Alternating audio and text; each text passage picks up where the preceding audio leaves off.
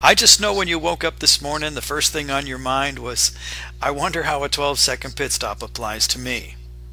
Well, believe it or not, it does.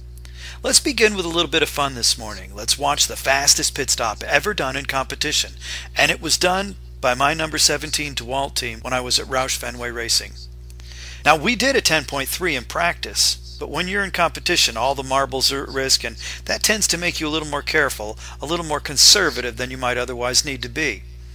The challenge for a coach is to identify ability and potential, and then develop that ability up to the very edge of potential without crossing into disaster.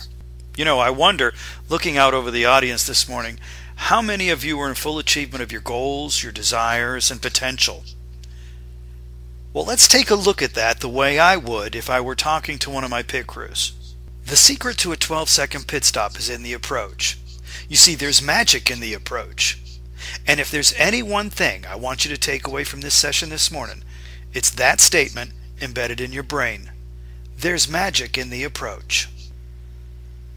Who thinks they know the approach to a pit stop? Well, any approach other than the one I'm about to outline for you is the approach to a 14-second pit stop, or worse. The approach to a 12-second pit stop is actually done hours before the race. I walk the pit stalls with my crews. We look at the surface of the pit stall to note how slick it is, to see any cracks in the pavement, any incline or decline, and we measure the stall to mentally put the car in order to prepare for the car's entrance and exit. In essence, we read the green, so to speak. Then we look at the pit wall and measure the height of both sides, so that we know that one side might not be higher than the other side. For example, at Richmond International Raceway, the wall is 1 inch higher on the step-up side than it is on the jump-off side. And if a crew isn't aware, the ground seems to come up and catch them by that 1 inch. Now that's not enough to hurt anybody, but it can make a guy stutter step until he gets his legs underneath him again. This tends to put him behind, and that tends to make him want to hurry, and hurry is the cardinal sin in the world of pit crew. You see, it's like dominoes. When I see a mistake, rarely is that the instant that caused the problem.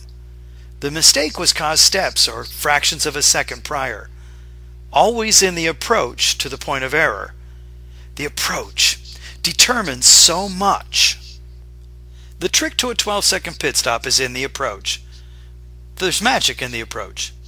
The approach to a 12-second pit stop is made first thing in the morning when we set up the pit box out at the pit stall, many times before the sun comes up for a race that'll start at 1 p.m. Now, I'm going to be absolutely truthful with you, and I'm going to let you in on another secret. Now, the secret is this. We're note takers. We've already measured the pit stalls from the first time we visited a particular track. And when we practice at home, we tape off the ground in the practice area so that the pit stall we're practicing in looks as much like the pit stalls at the track that we're going to as we can possibly make them. The coach already knows the cracks and slants. We walk the pit stall only to verify. We already prepared and familiarized. Once we know the lay of the land, we picture the car in the stall. We make sure the gasmen have room to work and that the car has enough space to turn out on exit. Then we put tape on the ground where we want the left front tire to stop. Now during the race, we also have a metal sign that we lower over the wall for the driver to line up on. I ask the driver to line his helmet and the bumper up on the sign. If we can get the driver to stop on the marks we laid down, then we can set up on the wall according to that placement. This keeps us from having to chase the car down, taking extra steps and costing precious time. Can you see how we start with the result and work back from there? The only thing that we're sure of when all else is unknown is the desired end result. So we have to go back to the beginning. We have to be willing to stop where we are, trace our steps back to the beginning, and then work forward. We want to do 12-second pit stops. 12-second pit stops are all but done before the sun comes up, way before the race starts, way before the man says, "Gentlemen, start your engines." The only thing left to do is the doing. The follow-through, if you will. So do diligent research. Become as familiar as you can with the battleground. Familiarity does not breed contempt. It breeds success. The same principles and techniques for doing a 12-second pit stop apply to all aspects of success, business, relationships, and sports. It's been my experience that when we're asked to visualize our dreams, we begin at a place of fruition. After being part of over 100,000 pit stops, I've yet to see one begun halfway through the stop. Every winning pit stop begins at the wall waiting.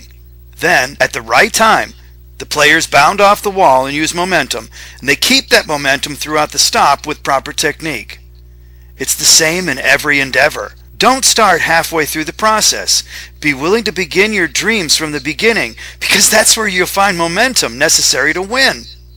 I can't remember a time in my 11 years as a coach that when I told a player to go practice, he didn't go grab a handful of lug nuts or a bucket full of lug nuts and go out to the right side of the car and start hitting lug nuts. What about jumping off the wall? What about gaining the momentum? What about practicing coming off on the right foot? How about practicing the number of steps so that you end up on the right side on the correct foot? Typically, people start practicing halfway through the thing that they want to get good at. And to me, that's insane.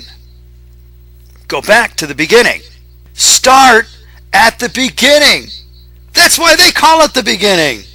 And having said all that, it's now my pleasure to show you the fastest pit stop ever done in competition. The pivotal point in a 12-second pit stop is how the players get up on the right side of the car after they've changed the tires and they're ready to make the approach to the left side. If you watch a pit stop, the left side only takes about 4 seconds once the players are down in place. Now that's set up by how quickly they're able to get up on the right side of the car. And what determines their ability to get up on the right side of the car, other than the hours of practice and preparation in the gym, is the way they got down into position on the right side of the car. You see, the body is just a set of springs and levers. Springs and levers are energy and momentum just waiting to be manipulated and set into a desired action. In other words, if we get down correctly on the right side, the body is set to release and explode up into the correct direction. We're going to watch the pit stop again here in a few minutes and you'll be able to see what I'm talking about. Now, what sets up the way we get up on the right side is the way we got down. The way we got down is determined by what foot we planted before we went down into position. What determines the foot that got planted is the number of steps we took from the wall to the right side of the car. What determines the number of steps is the position of the car in the pit stall. And that was determined before the sun came up. Now, with the exception of one race, we always go off the wall with the left foot first. That ensures that we'll be facing any oncoming traffic. Never turn your back to the traffic. From that point, the steps are counted, measured, and choreographed. Do you see how we work back in order to go forward with a plan and without mistake? How many of you are in full achievement of your goals, desires, and potential? In order to do a 12-second pit stop, a team must work together as a unit. In order to do that, they must develop relationships. They must be tight. They practice the dance by doing pit stop practice 3 times a week so that they know proximity, so that they know where each person should be at any given point during a pit stop, depending on the play that was called. Let's watch the dance again. The pit stop actually has stops and holds and crossings, just like any dance. It's a beautiful thing.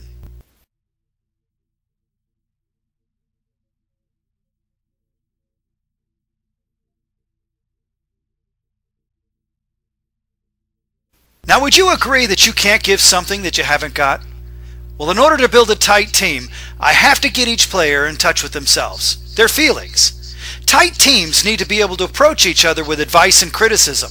And if you don't know who you are, you're not secure in that knowledge, you won't be receptive of the help and insight that others are trying to give you. They must be willing to try to sell an idea for being better and helping the team to be its best. When we're in the heat of battle, we don't always have time to be nicey-nicey. So a coach has to prepare each player to be receptive of criticism, and he has to empower the players to be able to speak up without fear of hurting feelings or retribution. They must be willing to try to sell an idea for being better and helping a team be its best. I want you to know that what you do is no different than what I've shown you here today. In order to make the necessary relationships to make the sale, in order to sell your ideas, you must first have a good self-concept and ownership of yourself.